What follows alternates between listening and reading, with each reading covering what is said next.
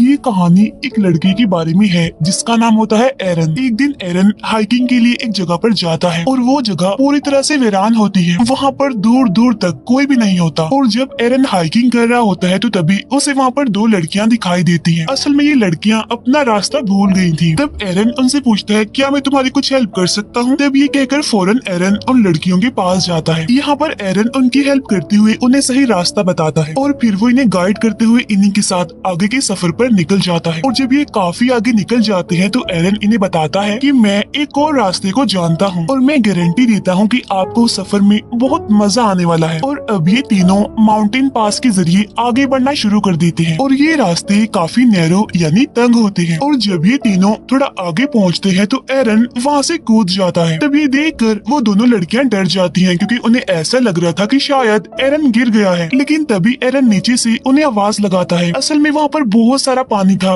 वो जगह एक पूल थी। अब एरन उन दोनों को भी नीचे कूदने के लिए कहता है। तब ये दोनों लड़कियाँ एक एक करके पानी में कूद जाती हैं और ऐसा करने में उन्हें बहुत मजा आता है। वो वहाँ पर काफी एंजॉय कर रहे होते हैं। इसके बाद ये तीनों अपने सफर पर आगे निकल जाते हैं। अब वहाँ से निकलने के बाद एरन को हाइकिंग के लिए आगे जाना होता है और उन दोनों लड़कियों को अपने घर जाना होता है। तो इसीलिए ये लोग यहाँ पर अलग अलग होने से पहले सेल्फी बनाते हैं। एरन उनसे पूछता है क्या हम लोग दोबारा कभी मिलेंगे। तब उनमें से एक लड़की कहती है कि कल हमारी रात एक पार्टी है जिसमें कि तुम भी आ सकते हो। इसके बाद एरन उन दोनों लड़कियों को गुड बाय कहकर वहाँ से निकल जाता है। एरन अब माउंटेन पास से आगे बढ़ रहा होता है। वो काफी खुश होता है, वो इस हाइकिंग को काफी एंजॉय कर रहा होता है। लेकिन यहाँ के रास्ते बहुत ही ज्यादा तंग और खतरनाक होते हैं। और जब एरन दो तंग पहाड़ियों से नीचे उतरता है तो वहाँ पर एक बड़ा सा पत्थर होता है और जब एरन उस पत्थर का सहारा ले रहा होता है तो तभी वो पत्थर खिसक जाता है, जिसकी वजह से अब बेचारा एरन नीचे गिरने लगता है। और वो पत्थर जिसका एरन ने सहारा लिया था वो भी उसके साथ साथ आकर उसके हाथ पर गिर जाता है, उसके राइट हैंड पर। और अब एरन का हाथ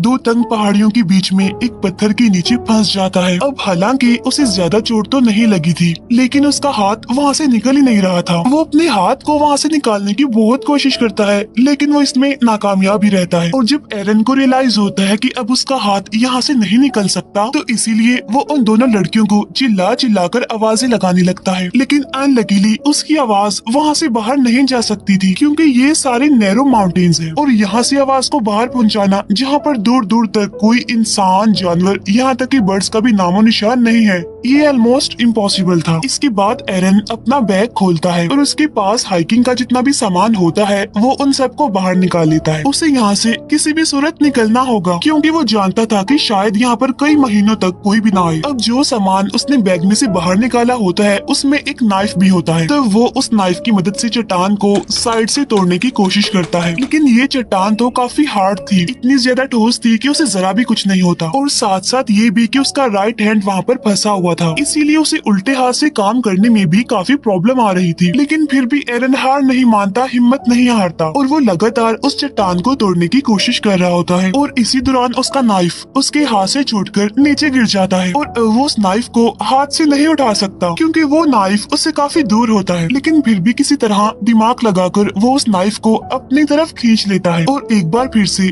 चट्टान को काटने लगता है। लेकिन वो इस काम में पूरी तरह से नाकामयाब रहता है अब क्योंकि वो चट्टान इतनी ठोस थी कि उसकी नाइफ की धार भी पूरी तरह से खत्म हो चुकी थी। और अब देखते ही देखते रात हो जाती है और एरन को यहाँ पर फंसे हुए काफी घंटे गुजर चुके थे। उसे कुछ समझ नहीं आ रही थी, उसे कुछ नहीं पता था कि वो यहाँ से कैसे निकल सकता है, इसीलिए वो लगातार अपने हाथ को वहाँ से निकालने की कोशिश करता रहता है। ऐसे ही करते करते अगली सुबह भी हो जाती है और अब यहाँ पर एरन को फंसे हुए 25 घंटे हो गए थे लेकिन स्टिल उसे निकलने का कोई रास्ता नहीं मिल रहा था। लेकिन फिर वो अपने कैमरा को ऑन करता है और उसमें रिकॉर्डिंग करना शुरू करता है जिसमें वो कहता है कि पिछले 25 घंटों से मैं यहाँ पर फंसा हुआ हूँ और कोई भी नहीं जानता कि मैं यहाँ पर हूँ क्योंकि मैंने अपने यहाँ पर आने का किसी को भी नहीं बताया था। साथ साथ मेरे पास खाने का सामान भी बहुत ही कम है और पीने के लिए भी सिर्फ 400 से 500 ml पानी है। अब जब वो ये सब कुछ रिकॉर्ड कर रहा होता है तो उसे ऊपर से किसी की आवाज सुनाई देती है। इसी वजह से एरन जोर जोर से चिल्लाने लगता है लेकिन उसका चीखने का चिल्लाने का कोई फायदा नहीं होता क्योंकि वहाँ पर तो कोई होता ही नहीं है। कुछ घंटों के बाद वहाँ पर फिर से रात हो जाती है जहाँ पर एरन को भूख लगने लगती है और उसके पास खाने का जितना भी सामान बचा हुआ था वो उसे खाने लगता है। तब उसे याद आता है कि आज रात उन लड़कियों ने मुझे पार्टी में इनवाइट किया था जहाँ पर जाहिर सी बात है कि वाइन भी होगी। और अब एरन उस पार्टी को इमेजिन करने लगता है और तो और और वो अपने आप से बातें भी करता है।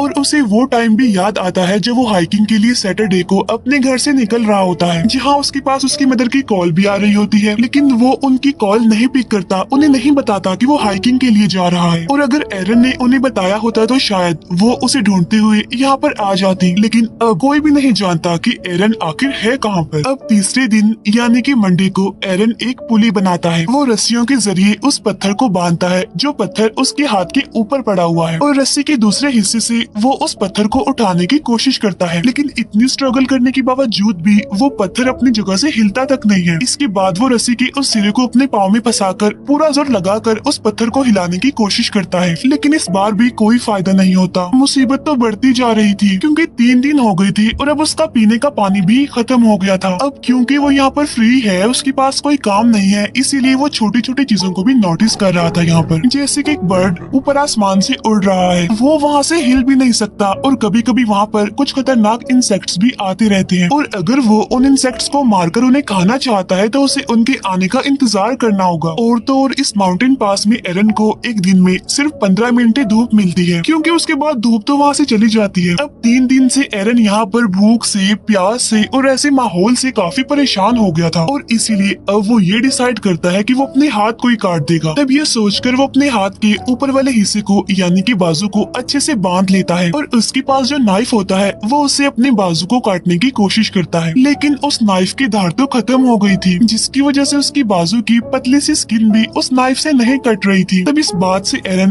काफी डिसअपॉइंटेड हो जाता है, और इसीलिए वो कैमरा में रिकॉर्ड करता है कि कभी भी सस्ते टॉयज मत खरीदना, क्योंकि ये तो बेकार होते हैं, किसी काम के नहीं होते। अब इस तरह करके एक और दिन गुजर जाता है, और जब रात होती है तो एरन को अपने पुराने दिन काफी याद आ रही होते हैं। उसे अपनी फैमिली, अपनी बेस्ट फ्रेंड और अपने बहुत सारे फ्रेंड्स याद आ रहे होते हैं, और जब वो लोगों को याद कर रहा होता है तो ऊपर आसमान में बादल आ जाते हैं, और देखते ही देखते बहुत जोरों से बारिश होने लगती है, क्योंकि एरन के पास पानी खत्म हो गया था, इसीलिए वो अपनी बोतल में पानी भरने लगता है, और उन तंग माउंटेन्स में भी पानी आने लगता है जहाँ पर एरन फंसा हुआ था। और अब देखते ही देखते पानी का लेवल बढ़ता जा रहा था, जिसकी वजह से एरन उसमें डूबना शुरू हो जाता है। अब क्योंकि पानी में ग्रेविटी कम होती है, इसीलिए हम भारी से भारी चीज को भी आसानी से उठा सकते हैं। तब एरन भी पानी के अंदर जाकर उस पत्थर को उठाने की कोशिश करता है, और काफी मुश्किलों के बाद वो उस पत्थर को उठा लेता है, जिसकी वजह से फौरन उसका हाथ भी वहाँ से बाहर निकल जाता है। तब एरन वहाँ से निकलकर अपनी गाड़ी की तरफ भागता है। वो अपनी गाड़ी में बैठकर उस जगह से निकल जाता है, लेकिन ये सब कुछ एक ड्रीम था उसका, क्योंकि ऐसा कुछ नहीं होता। अभी भी वो उन्हीं माउंटेन पास में फंसा हुआ था, और वो एक बार फिर से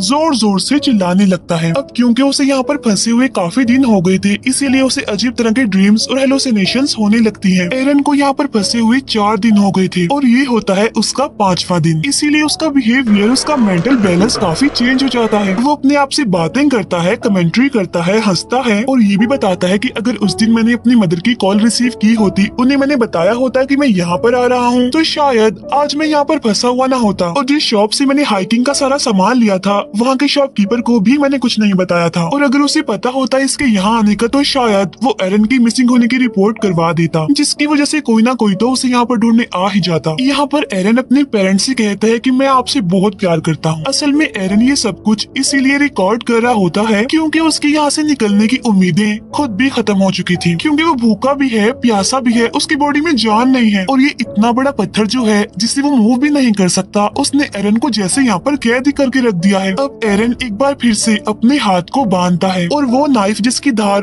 पूरी तरह से खत्म हो चुकी है, वो उससे अपने हाथ को काटने की कोशिश नहीं करता, बल्कि वो नाइफ की फ्रंट साइड से अपने हाथ पर स्टैब करना शुरू कर देता है। वो नाइफ को इतने अंदर तक गाड़ता है कि वो उसकी हड्डी तक पहुंच जाता है, जिसकी वजह से उसका खून निकलने लगता है। लेकिन इससे आगे एरन कुछ भी नहीं कर पाता मजीद, और अब इस तरह से एक दिन और गुजर जाता है।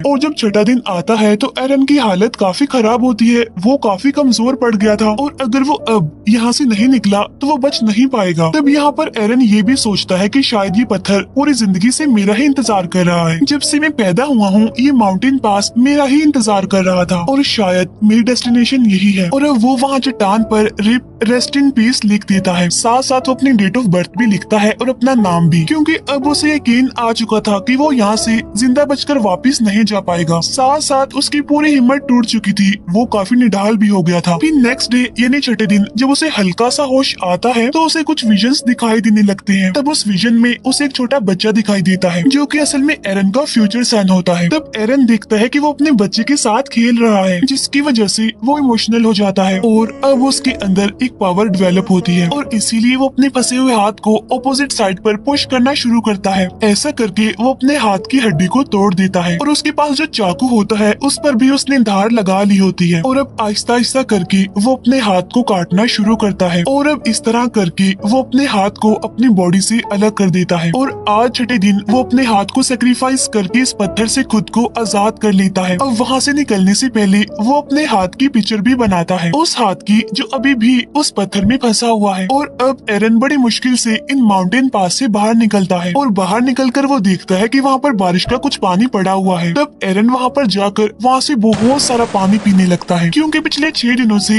ना उसने कुछ खाया था और ना ही पानी पिया था, इसीलिए आज वो जी भर के पानी पीता है। और इसके बाद वो वहाँ से आगे निकलता है और उसे आसमान में उड़ता हुआ वो बर्ड भी दिखाई देता है, जिसे वो हर रोज माउंटेन पास से देखा करता था। और आज वो खुद को भी उस बर्ड की तरह आजाद समझ रहा था, लेकिन अभी भी उस एरिया से निकलना कोई आसान नहीं था, क्योंकि वो जगह काफी बड़ी और बंजर थी। लेकिन अभी भी एरन हिम्मत नहीं हारता और इतना ज्यादा पेन में होने के बावजूद भी वो आगे बढ़ता रहता है। और तभी उसे एक फैमिली दिखाई देती है जो कि हाइकिंग के लिए यहाँ पर आई हुई थी। तब एरन उन्हें आवाज लगाता है और वो भागते हुए उसकी तरफ आते हैं। वो एरन की मदद के लिए सिक्योरिटी को बुलाते हैं और इसके बाद वहाँ पर एक हेलीकॉप्टर आता है और फिर एरन को वहाँ से हेलीकॉप्टर के जरिए हॉस्पिटल ले जाया जाता है। फिर हमें कुछ टाइम बाद का सीन दिखाया जाता है जहाँ पर एरन बिल्कुल ठीक हो गया था और एरन ने जो अपने बच्चे के विजन देखे थे वो भी सच हो जाता है, क्योंकि 3 साल बाद एरन एक लड़की से मिलता है और उन दोनों की शादी हो जाती है। इसके बाद एरन का एक बेटा होता है जो सेम टू सेम उसी बच्चे जैसा होता है जिसे एरन ने अपने विजन्स में देखा था। अब इन 6 दिनों में एरन ने मौत को बहुत करीब से देखा, लेकिन उसके बाद भी एरन अपना पैशन नहीं छोड़ता। वो अभी भी क्लाइंबिंग करता है, हाइकिंग के लिए जाता रहता है और वो जहाँ भी जाता है ये नोट जरूर लिखता है कि वो कहाँ कहाँ पर जा चुका है। अब यहाँ पर मैं आपको एक शॉकिंग बात बताती हूँ, वो ये कि ये कहानी एक रियल इंसिडेंट पर बेस्ड है। यानी ये सच है कि एरन 6 दिनों तक उन माउंटेन पास में फंसा रहा। वहाँ उसने बड़ी मुश्किल से अपना टाइम गुजारा और उसने उन चट्टानों पर अपनी डेट ऑफ बर्थ और अपने मरने की डेट भी लिख दी थी, क्योंकि उसे यकीन जो हो गया था कि वो यहाँ से जिंदा बचकर वापस नहीं जाएगा। और जिस पत्थर के नीचे